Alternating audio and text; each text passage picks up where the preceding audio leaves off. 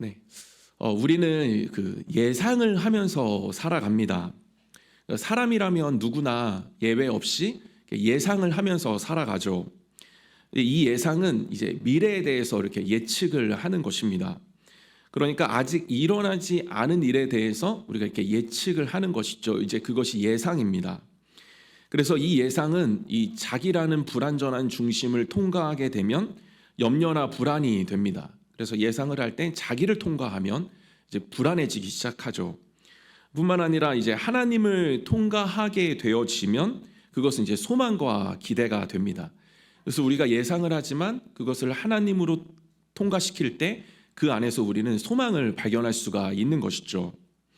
그런데 우리가 이렇게 어떤 미래에 대한 일에 대해서 나의 인생에 대해서도 우리가 예측을 하고 예상을 하지만 이 사람과의 관계에 있어서도 우리는 예상을 합니다.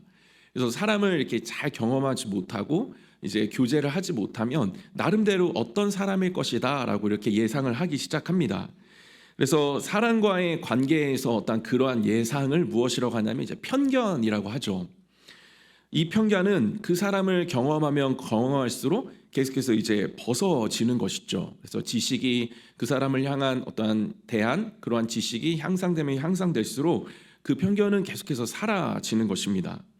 그러나 반대로 어떤 그 사람에 대해서 알아감이 없다라고 한다면 계속해서 그 편견은 나의 예상으로 둘러싸게 되고 해소되기가 쉽지가 않다라는 것이죠. 제가 이제 오륜교회에서 부목사로 사역을 할 때 연중 행사가 있습니다. 그래서 그 연대와 고대를 다니는 학생들의 연중 행사가 무엇인지 아시죠? 연고전, 고연전입니다. 그래서 앞에 단어도 잘 말해야 돼요. 그래서 두 번 다 말해야 됩니다. 연고전, 고연전이 연중 행사인데 저희 오륜교회에서 연중 행사가 가장 큰 행사가 무엇이냐면 새생명 축제가 아니고 이 교역자들의 축구 대회입니다. 그래서 대학부 청년부가 한 팀이고 그리고 교구가 한 팀이에요. 그래서 교구랑 대학부 청년부랑 이제 대결을 합니다. 그래서 가평 오륜빌리지 앞에 있는 가평 운동장을 빌려서 이제 하는 거예요. 그리고 그 시합을 위해서 막 열심히 하는 거예요. 준비를 하고 이제 시작을 하는데 이제 그 수련한 교육자 수련회를 가서 이제 낮에 하는 거거든요.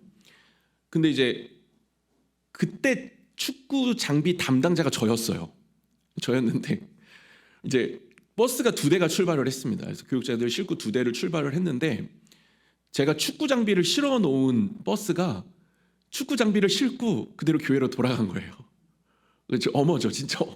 저도 정말 눈앞이 깜깜하고 정말 심장이 막 진짜 밖으로 나오는 것 같고, 왜냐면 이 1년 동안 기다렸던 이 연중 행사의 장비가 다 사라진 거예요.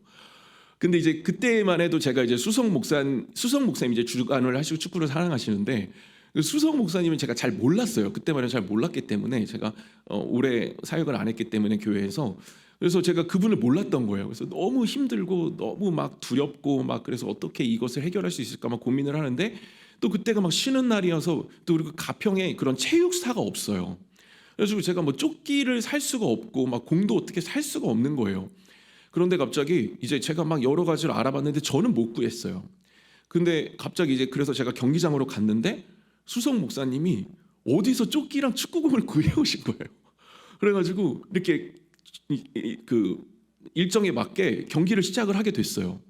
근데 제가 너무 두렵고 떨려가지고 이제 그 목사님한테 가서 목사님 죄송합니다, 정말 죄송합니다, 이렇게 진짜 갈 줄 몰랐습니다 이렇게 말씀을 드리니까 목사님이 그냥 딱 한마디를 하셨어요. 괜찮아, 조끼랑 공 구했으면 됐지 뭐 그래. 그래서 이런 분이시구나. 이제 그때 제가 알게 된 거죠. 그래서 이게 내가 편견을 가지고 있었구나. 그냥 수석 목사님이라고 단순히 이렇게 너무 무서워하고 두려워하고 있었구나. 그런 생각을 했는데 그런 편견이 한순간에 무너지는 시간이었습니다. 오늘 본문에서도 보면은 이제 탕자가 자신의 아버지를 오해합니다. 그래서 편견을 가지고 있죠. 우리 또한 마찬가지죠. 하나님과의 관계에서 우리가 하나님을 잘 알지 못하면 우리가 하나님에게 편견을 가질 수 있습니다. 그리고 하나님을 오해할 수 있죠. 그래서 하나님을 올바로 인식하지 못하면 그에 맞게 반응할 수 없다라는 것입니다. 그래서 오늘 탕자는 이제 잘 알고 계시듯이 하나님을 떠나서 삽니다. 거기서 허랑방탕하게 살다가 이제 너무 피폐해지게 되죠. 이제 더 이상 너무 힘들어진 상황을 탕자가 견딜 수가 없으니까 이제 결단을 하게 됩니다. 그래서 이에 이제 돌이켜 스스로 결단을 하게 되죠. 그런데 18절, 19절에 보시면 약간 이상한 말씀이, 조금 의아한 말씀이 하나 나오는데, 18절에 내가 일어나 아버지께 가서 이르기를 아버지, 내가 하늘과 아버지께 죄를 지었사오니 지금부터는 아버지의 아들이야 일컬음을 감당하지 못하겠나이다. 나를 품꾼의 하나로 보소서 하리라 하고, 그래서 갑자기 품꾼이라는 단어를 가지고 들어옵니다. 그런데 본인이 하나님을 아버지라고 고백을 하는데 본인을 품꾼이라고 얘기를 해요. 그래서 아버지라고 하면은 자신을 아들이라고 얘기했는데 자신을 품꾼이로 얘기하고 있다라는 것입니다. 무엇을 알 수 있냐면 탕자는 지금 자신을 품꾼으로 비하하고 있다라는 거예요. 자신의 신분을 품꾼으로 전락시키고 있다라는 것입니다. 그 이유가 무엇이냐면, 그 근거가 무엇이냐면 죄를 지었기 때문이에요. 죄를 지으니까 본인을 어떻게 생각하냐면 자신을 품꾼이라고 생각해요. 자신의 신분을 전락시키고 비하하고 있다라는 것이죠. 죄가 이만큼 무서운 것은 무엇이냐면, 우리가 딱 죄를 짓게 되면 그 죄는 우리의 신분을 왜곡시키고 망각시킵니다. 그리고 우리는 그 죄를 해결하기 위해서 하나님 앞에서 마땅한 도리가 무엇이냐라고 했을 때 그 앞에서 불쌍한 척을 하는 것이죠. 그래서 자신을 비굴하고 또 비천한 존재로 그렇게 만들어 가는 것입니다. 탕자는 죄 때문에 지금 자신을 비하하고 있고 그 신분을 떨어뜨리고 있습니다. 아들인데도 불구하고 자신을 품꾼의 하나로 보소서 하리라 하고라고 하면서 본인을 최대한에 떨어뜨리고 그러한 모습으로 지금 돌아갈 것을 결단하고 있습니다. 그러니까 탕자가 자기 객관화에서 너무나도 실패한 모습을 보여주고 있는 것이죠. 그래서 죄는 자기를 온전히 바라보지 못하게 합니다. 그래서 죄는 그 마음의 필터를 왜곡시키고 변질시켜서 하나님의 아들인데, 하나님의 딸인데 그것을 온전히 바라보지 못하게 하고 그 자신을 계속해서 그 신분을 전락시키고 비하하게 합니다. 자기 객관화는 무엇이냐면 자기를 정확하게 보는 눈이죠. 그래서 하나님께서 주신 그 신분을 우리가 날마다 정확하게 보고 살아가야 합니다. 그래야 하나님이 원하시는 신분을 가지고, 정체성을 가지고 올바른 방향과 목적에 맞게끔 살아갈 수가 있죠. 그러나 이것이 죄로 인해 가려지게 되어진다라고 한다면 정말 내가 누구인지를 모르게 되고 그 속에서 그 삶을 계속해서 헤매며 살아갈 수밖에 없다라는 것입니다. 제가 그 오은영 교수님이 그 뭐 상담을 하는 그런 프로그램들을 가끔 제가 좀 지혜를 얻기 위해서 보는데, 이제 금쪽 같은 내 새끼라는 프로그램이 있습니다. 그런데 거기에 나오는 이 아이들을 제가 이제 보는데 공통적으로 나오는 어떤 모습들이 있어요. 그게 무엇이냐면 자기가 잘못을 하면요, 자기를 비하한다라는 거예요. 그래서 참 자녀인데 자기를 끊임없이 비하하면서 그 가운데 뭔가 불쌍한 모습을 통해서 용서받으려고 하는 그런 모습을 보게 됩니다. 그래서 어떤 친구는 막 자신을 때리는 거예요. 부모님 앞에서 막 자신을 때려요. 그러니까 너무 보기가 좀 안 좋더라고요. 그리고 또 막 자해를 하는 친구들도 있더라고요. 그래서 되게 공통적으로 나타나는 것이 참 이 자기를 비하하고 자기 신분을 하찮게 여기면서 자기가 누군지를 모르고 자꾸 불쌍한 모습으로 그 앞에서 죄를 해결하려고 한다라는 것입니다. 그런데 부모님의 그 모습들이 이제 또 장면이 나오는데, 그걸 보면서 부모님 중에 한 분도 만족해하는 사람이 없어요. 그것을 보면서 내가 용서해야겠다라고 생각하는 부모님이 단 한 명도 없었습니다. 오히려 그러한 자녀가 막 그렇게 자기가 누구인지를 모르고 자녀인데도 비하하는 그런 모습들을 보면서 오히려 막 가슴을 치면서 막 부모님들이 우는 거예요. 우는 모습들을 막 보여주는 것들을 제가 보았습니다. 촉법소년이라는 영화가 있습니다. 근데 굉장히 좀 마음이 아픈 영화예요. 근데 만 14세 미만으로는 이제 처벌을 받지 않는다, 무슨 죄를 지어도 처벌을 받지 않는다라는 그런 부분들을 좀 지적하기 위해서 만든 영화 같습니다. 그런데 또 인상 깊은 장면이 무엇이었냐면, 거기에 나오는 그 영화에 나오는 그 이제 청소년들이 있어요. 이제 그 고학년, 초등학교 고학년, 이제 중학생 뭐 1학년 이렇게 있는데, 이렇게 판사가 있는데 그 앞에서 막 울어요. 막 울고 잘못했어요. 막 빌고 막 다시는 안 그럴게요. 막 그러고 막 학교 폭력을 저지른 친구도 막 다시는 안 그럴게요. 나 너 사랑해. 난 너한테 다시 그러지 않을 거면서 굉장히 불쌍한 척을 합니다.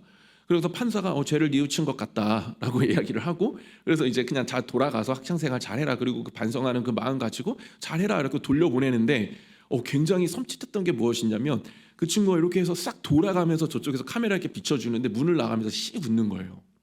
그래서 그 다음 장면이 뭐냐면 그 신고한 학생을 그 골목에서 다시 괴롭히고 있는 그런 장면이 나옵니다. 그래서 제가 그것을 보면서 느낀 것이 무엇이냐면, 이게 사람이 사는 사회 속에 전반적으로 자리 잡고 있는 어떤 용서를 받는 데 있어서 나타나야 되는 모습이 무엇이냐면 최대한 불쌍하게 보여야 된다라는 것이죠. 그래서 최대한 내가 죄를 뉘우치고 있는 모습을 굉장히 나의 신분을 떨어뜨리면서까지 계속해서 보여주어야만 그 상대의 마음으로부터 용서를 받을 수가 있다라는 것이었습니다. 그렇다 보니까 우리가 살아온 삶의 어떤 습관들이 있죠. 그런 체질들이 있습니다. 그래서 이제 제가 이제 질문을 한번 드려보겠습니다. 속으로 대답하시면 됩니다. 저도 이제 돌아보게 된 것인데, 우리는 어렸을 때부터 이렇게 존재적인 접근을 받는 데 있어서 매우 인색한 그러한 시절들을 보내왔습니다.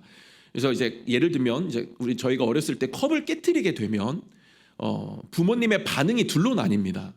저희들이 부모가 돼서도 또 둘로 나뉘죠. 자녀가 컵을 깨트렸을 때 첫 번째는 기능적인 접근이죠. 그래서 이제 조건적인 접근입니다. 그래서 너는 어떻게 그럴 수 있어? 너는 그 모양이냐 하면서 이제 정죄를 하는 거죠. 그래서 그렇게 조심성이 없냐 그러면서 이제 막 얘기를 하는 거예요. 이제 그러니까 존재적인 접근이 없는 그런 기능적인 접근. 그래서 이 존재적인의 어떠한 접촉점이 없는 그곳에서 이 기능적인 잘못을 했으니까 기능적으로 용서받아야 되는 관계. 이것이 이제 저희들이 경험되어지는 한 부분이고, 또 하나는 무엇이냐면 내가 컵을 깨트렸는데 갑자기 컵은 중요하지 않은 거예요. 이 컵이 뭐가 중요해? 그러면서 보면 막 달려오면서 다치지 않았니? 그러면서 이제 나를 생각해 주는 거예요. 나를 있는 그대로 생각해 주는 거죠. 근데 이 둘의 접근이 우리 삶에서 어떻게 경험되어졌는가에 따라서 우리가 하나님을 이해하는 그 투영도가 굉장히 많이 다릅니다. 그래서 우리가 그러니까 존재적인 접근을 계속해서 경험했다라고 한다면 하나님이 나를 존재적으로 받아주고 계신다라는 확신 속에서 계속해서 나의 존재를 왜곡시키지 않고 하나님께 나아갈 수가 있어요. 그런데 우리가 체질적으로 우리는 이쪽에 가깝죠. 이쪽에 가깝습니다. 저는 운동을 했기 때문에 더 이쪽이 많이 있습니다. 그러나 이제 복음으로 그것들이 많이 회복이 되었고 저의 존재가 하나님께 있는 그대로 받아들여지는 사실을 제가 그 안에서 이제 깨달았기 때문에 지금은 그렇진 않지만 제가 이쪽이 굉장히 많다라는 것을 알게 됐어요. 그런데 제가 이 기억이 더 많으니까 제가 계속해서 하나님을 왜곡하는 거예요. 존재적인 접근으로 하나님을 이해하는 것이 아니라 자꾸 기능적인 접근으로 하나님을 이해하다 보니까 자꾸 하나님 앞에서 제가 어떻게든 용서받으려고 제가 몸부림치고 있었다라는 것이죠. 더 근본적인 문제는 무엇이냐면 정말 우리가 이 존재적인 접근이 없는 사회에서 계속해서 그 가정에서 살아왔다라는 것입니다. 그렇다 보니까 우리가 하나님에 대한 접근 방식을 때로는 잘 모를 때가 있어요. 하나님은 우리를 그대로 받아주시는데 우리가 그대로 나아가지 못할 때가 있다라는 것입니다. 그래서 우리의 신분을 좀 떨어뜨리고 나를 품꾼의 하나로 보소서라고 하면서 뭔가 긍휼한 모습으로 나아가면 하나님이 용서해 주시지 않을까 하는 우리 안에 우리 스스로가 죄를 해결하고자 하는 그러한 잘못된 생각이 있을 수도 있다라는 것입니다. 그러나 우리가 기억해야 될 사실은 무엇이냐면 하나님께서 우리를 존재적으로 받아주신다라는 거예요. 그래서 때로는 우리가 그런 생각을 하게 됩니다. 하나님 벌 주시지 않나? 지금 예레미야 너무 무섭잖아요. 이사야도 무서웠잖아요. 벌 주시지 않나? 근데 제가 말씀을 묵상하면서 느낀 것은 무엇이냐면 하나님께 돌아가면 그건 벌이 아니에요. 그러니까 이 흉년이라는 것은요 하나님을 떠나서 있더라고요. 그러니까 하나님께 돌아가서는 흉년이 없는 거예요. 그래서 우리가 하나님께 돌아가 버리면 우리는 흉년을 경험하지 않습니다. 흉년은 하나님을 떠나 있기 때문에 흉년이거더라고요. 그래서 우리가 벌을 받지 않을까 이것도 하나님을 떠나 있기 때문에 하는 생각이고 경험되어지는 것이고, 그런 것이 우리 가운데 하나님의 그런 어떤 주신 신분을 우리가 계속해서 붙드는 데 있어서 방해받지 않으려면 우리가 빨리 하나님께로 돌아가면 흉년은 더 이상 우리의 삶에 존재를 하지 않는 것입니다. 그래서 죄는 상태를 얘기합니다. 그래서 창조물이 아니잖아요. 죄는 상태를 얘기합니다. 그래서 하나님께 우리가 가까이 있는 것, 이것이 죄가 아닌 상태죠. 근데 죄는 무엇이냐면 하나님과 떨어져 있는 상태입니다. 하나님과 멀어지려고 하는 경향성. 그래서 이 상태가 바로 죄의 상태인 거죠. 그래서 여기서부터 시작되어지는 것입니다. 그래서 죄가 확장되어지고 우리의 삶 속에서 행함으로 나타나고 말로 나타나고 이렇게 되는 것이죠. 그래서 우리가 하나님께로만 그냥 돌아가 버리면 우리는 그 어떠한 두려움도 아니고 어떠한 불안도 아니고 하나님을 왜곡하는 것도 아니고 잘못 생각하는 것도 아니고 하나님이 나의 아버지 되심 속에서 나를 그대로 받아주심 속에서 자유함과 평안 속의 풍요로움을 누리게 된다라는 것입니다. 그런데 성경에 보니까 그 용서를 또 용서로 받아들이지 못하고 있는 어떤 장면이 또 하나가 나옵니다. 그러니까 요셉의 형제들인데 요셉의 형제들이 요셉을 팔아 넘기잖아요. 굉장히 큰 이제 잘못을 저지른 것이죠. 죄책감이 있었습니다. 그런데 이제 시간이 많이 지나서 이제 요셉의 형제들이 요셉을 만나죠. 근데 요셉이 총매가 돼 있는 거예요. 그래서 자신을 벌하지 않을까 이렇게 생각을 합니다. 자신을 벌하지 않을까. 그래서 그 용서해주겠다라고 막 요셉이 울고 뭐 끼안고 나 뭐 괜찮다 여기까지 인도하신 분은 하나님이시다. 형제들이여 제발 걱정하지 말하면서 용서를 계속 얘기합니다. 그런데 형제들이 반응하는 것은 무엇이냐면 혹시라고 하면서 계속 의심을 하죠. 아버지 야곱이 죽습니다. 그러자 형제들이 이렇게 얘기합니다. 창세기 50장 15절에 요셉의 형제들이 그들의 아버지가 죽었음을 보고 말하되 요셉이 혹시 우리를 미워하여 우리가 그에게 행한 모든 악을 다 갚지는 아니할까 하고 앞에서 그렇게 용서를 하고 표현을 하고 진짜 어떻게든 다 얘기를 했는데 갑자기 형제들이 하는 말이 혹시나 하고 그래서 지금까지 아버지 때문에 우리를 벌하지 않은 게 아닐까라고 하면서 계속해서 용서를 의심하고 있습니다. 그러나 이 혹시를 요셉이 어떻게 뒤집어 엎어버리냐면 17절에 후반부에 보니까 우리 죄를 이제 용서하소서 하며 요셉이 그들이 그에게 하는 말을 들을 때 울었더라. 참 그 요셉이 그렇게 용서를 말했는데 받아들여지지 않고 이해하지 않으니까 마음이 너무 답답하니까 그냥 울어버린 거예요. 그런데 답답한 것은 형들은 그 마음을 또 몰라요. 18절에 뭐라고 얘기했냐면 그의 형들이 또 친히 와서 요셉의 앞에 엎드려 이르되 우리는 당신의 종들이니이다. 종입니까 지금? 아니잖아요. 형제잖아요. 형제라고 그렇게 이야기를 했는데도 불구하고 지금 종이다. 비천한 존재로 나를 여겨달라. 좀 그래도 불쌍한 모습으로 나아가면 좀 더 용서받을까 하고 그런 동일한 탕자와 같은 모습을 지금 보여주고 있습니다. 그러니까 요셉이 예수 그리스도를 예표하잖아요. 근데 뭐라고 이야기하냐면 50장 21절에 당신들은 두려워하지 마소서 내가 당신들과 당신들의 자녀를 기르리이다 하고 그들을 간곡한 말로 위로하였더라. 그러니까 용서하였더라. 다시 한번 또 용서를 이야기하는 거예요. 제가 이제 부활의 달을 시작하면서 이 십자가를 헛되지 않게 하는 삶이 우리 안에 자리 잡으려면 어떻게 해야 될까라고 생각했을 때 하나님의 마음을 아프게 하는 것은 물론 우리가 죄를 짓는 것도 있지만 이 맨날 혹시와 이 품꾼의식에 빠져있는 우리의 모습을 하나님께서 보실 때도 너무 요셉처럼 마음이 아파하실 수도 있다는 생각이 들었습니다. 십자가로 다 해결했는데 도대체 뭐가 그렇게 많이 남아있는 것이지? 뭐가 그렇게 스스로 해결하려고 그렇게 노력하는 것이지? 왜 아직도 내가 베풀어 주신 아들을 내어줄 만큼 그렇게 사랑을 표현했는데 왜 그 사랑을 몰라주는 거지? 왜 그 사랑의 능력 안에서 회복하지 못하는 건지 하나님 너무 마음 아파하고 계시다라는 생각이 제가 들었습니다. 그래서 우리가 십자가의 그 능력을 헛되지 않게 하는 것, 그 부활의 능력을 헛되지 않게 하는 것은 무엇이냐면 우리가 그 하나님의 그 십자가의 능력, 정말 나의 죄를 사해 주시고 용서해 주시고 자녀 삼아 주신 그 자녀의 권세를 계속해서 꿋꿋이 붙들고 나아가는 것, 바로 그것입니다. 저는 부활의 달에 정말 하나님께 나아가는 데 있어서 어떠한 것도 스스로 얽매이지 않는 저와 여러분 모두 되시기를 주님의 이름으로 소망합니다.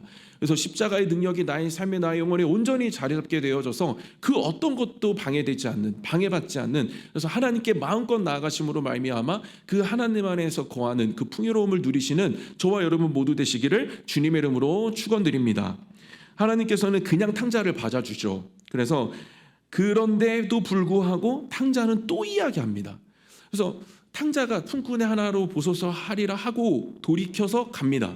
돌이켜서 갔는데 갑자기 하나님 그 아버지가 그냥 받아주시죠. 아직도 멀리 있는데 막 뛰어가셔가지고 끌어안아 주시고 받아주시고 막 자녀의 상징으로 막 가락지 신겨주시고 막 옷을 주시고 막 자녀로서 최대한의 대우를 해주시는데 탕자가 하는 말이 무엇이냐면 아들이 이르되 아버지 내가 하늘과 아버지께 죄를 지었사오니 지금부터는 아버지의 아들이라 일컬음을 감당하지 못하겠나이다 하나, 이렇게 되어 있습니다. 또 이야기하는 거예요. 그만 좀 얘기해. 이제 또 이야기하는 것이죠. 그런데 아버지께서 뭐라고 하시냐면 거기에 대해서 아무 말도 하지 않으세요. 저는 참 이 부분을 보는데 참 뭉클하더라고요. 거기서 아니야, 그것도 아니야라고 말씀하시지도 않고 그냥 아무 말도 안 하시고 뭐를 보여주시냐면 행동으로 보여주세요. 행동으로 보여주시면 어떻게 사람들을 초청하고요, 잔치를 열어주시는 거예요. 근데 제가 다시 한번 생각해봤습니다. 제가 정말로 탕자인데 그런데 잔치를 열어주신다라고 했을 때 잔치를 하게 되면 어디에 앉아야 되죠? 상석에 앉아야 돼요. 근데 상석에 앉을 수 있을까? 과연 내가 아버지를 멀리 떠났다가 그 재산까지 달라고 하고 막 이런 불효를 저지르고 엄청난 죄를 짓고 돌아왔는데 떳떳하게 상석에 앉아서 그 잔치를 즐길 수 있을까? 이런 생각을 한번 해봤습니다. 그런데 제가 자신이 없는 거예요. 저도 좀 민망할 것 같다. 그래서 차라리 좀 잔치를 아예 안 열어주시는 것도 좀 괜찮을 것 같다.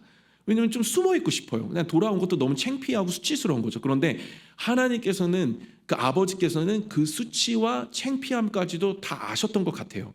그래서 그것을 해결해 주십니다. 그래서 잔치를 열고 공포하시죠. 24절에 이 내 아들은 죽었다가 다시 살아났으며 내가 잃었다가 다시 얻었노라 하니 그들이 즐거워하더라. 같이 즐거워, 용서에 같이 동참해서 같이 즐거워하는데 그 앞에 뭐가 있냐면 공포가 있는 거예요. 그래서 아들이 위축되고 의기소침할 것을 하나님이, 아버지가 아셨고 그 아심이 어떻게 해결이 되냐면 공포를 통해서 해결이 되는 거예요.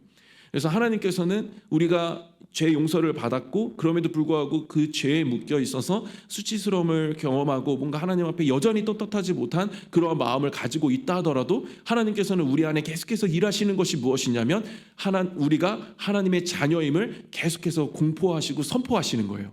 그래서 저는 그 하나님의 그 내 아들이라 하는, 그 내 딸이라 하는 그 하나님의 공포가 날마다 우리 가운데 들려지심으로 말미암아 그 신분을 가지고 하나님께 자신 있게 담대히 나아가는 저와 여러분 모두 되시기를 주님의 이름으로 소원합니다.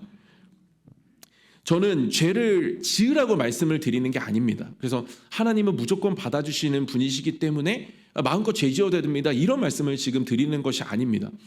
돌아가면은 죄를 짓는 것에 있어서 굉장히 치열해지는 것입니다. 이것이 있다라고 이야기해요. 성경에서 로마서 5장에 보면요, 마지막 부분에 죄가 있는 곳에 은혜가 더욱 넘쳤다, 이렇게 얘기합니다, 바울이. 그러면서 율법이 들어온 것은 범죄를 더하게 하려 함이라 그러나 죄가 더한 것에 은혜가 더욱 넘쳤나니 라고 하면서 죄가 있는데 죄를 가지고 하나님 앞에 나아갔더니 죄 용서가 있다. 그래서 죄의 은총이, 그 용서의 은총이 너무 나에게 은혜다. 그러나 뭐라고 이야기하냐면 로마서 6장 1절 2절에 그런즉 우리가 무슨 말을 하리요 은혜를 더하게 하려고 죄에 거하겠느냐, 이렇게 얘기합니다. 은혜를 경험했다면 죄에 거하는 것과 치열하게 싸워야 된다라는 것이죠. 싸우게 된다라는 것입니다. 그래서 2절에 그럴 수 없느니라 죄에 대하여 죽은 우리가 어찌 그 가운데 더 살리요. 그래서 그 죄를 용서받았다면, 그 은혜를 경험했다라고 한다면 그 죄와 싸워서 이기는 존재가 된다라는 것이죠. 죄를 분별하고 인식하면서 그 하나님 앞에서 죄가 틈타지 않는 인생으로 계속해서 하나님 안에 거해서 그 죄와 싸워 이기고 하나님의 그 영향력 아래서, 그 바운더리 안에서 계속해서 영적인 것들을 공급받으면서 축복되게 살아간다라는 것입니다. 히브리서 4장 16절에 그러므로 우리는 긍휼하심을 받고 때를 따라 돕는 은혜를 얻기 위하여 은혜의 보좌 앞에 이 담대히 나아갈 것이라, 담대히 나아갈 것이라 이렇게 됐습니다. 근데 이 담대히를 제가 영어 성경으로 보니까 이 볼드니스 이렇게 되어 있습니다. 볼드니스는 무엇이냐면 이 뻔뻔함이라고 되어 있습니다. 뻔뻔함. 자녀의 권세는 무엇이냐면 뻔뻔함입니다. 그래서 저한테 저희 자녀들도 그렇게 맡긴 것도 없고 본인들이 그렇게 잘못했으면서도 그렇게 당당한지 모르겠어요. 저한테 요구하는 것이 왜 이렇게 당당한지 모르겠어요. 근데 그럴 때 저의 기분은 절대 나쁘지 않습니다. 예. 그리고 뭔가 망설이고 뭔가 그 죄에 대해서 고통하고 그거보다 그냥 빨리 그냥 아빠 이런 부분들이 좀 이렇게 내가 실수했어요, 잘못했어요 하고 나오고 그 존재적으로 좀 받아주고 그런 속에서 계속해서 자녀는 그 부분에 있어서 좀 깨어 살아가게 되고 이런 것이 저는 좀 더 제 안에 기쁨을 가져다 줍니다. 저는 정말 하나님 앞에 이 담대함은 누구로 인해서 주어졌냐면 그리스도로 인해서 우리에게 주어졌습니다. 모든 휘장이 이제는 찢어졌습니다. 예전엔 담대하게 못 나갑니다. 그러나 그 휘장이 이제는 찢어졌고 우리는 누구든지 담대하게 하나님 앞에 나아갈 수가 있습니다. 그래서 저는 좀 우리 안에 여전히 하나님 앞에 나아가지 못하게 또 우리가 누구인지를 모르게 만드는 우리의 삶에 어떠한 부분들이 분명하게 있으실 수 있습니다. 그러나 그것들을 완전히 무력화시킬 수 있는 것은 무엇이냐면 그냥 이것들 신경 쓰지 않고 그냥 하나님께로 돌아가면 하나님 그대로 받아주시고 그러면 이 풍년 아니면 또 이곳에서 어려운 생활을 했던 이 공간 이 모든 것들은 이제 완전히 사라지고 떠나가는 것입니다. 그래서 저는 하나님께 자신감을 가지시고 이 뻔뻔함을 가지고 언제 어디서나 또 내가 무엇이 있든 간에 어떻게 살았던 간에 하나님께로 돌아가시는 그래서 존재 그대로 받아주시는 그 하나님을 정말 오해하지 않고 편견을 가지지 않고 그렇게 돌아가심으로 말미암아 받아주시는 그분의 품에 안겨서 참된 안식과 평안 속에서 그렇게 하나님 주시는 생각을 같이 공유하면서 사명 잘 감당하며 나아가시는 저와 여러분 모두 되시기를 주님의 이름으로 축원드립니다.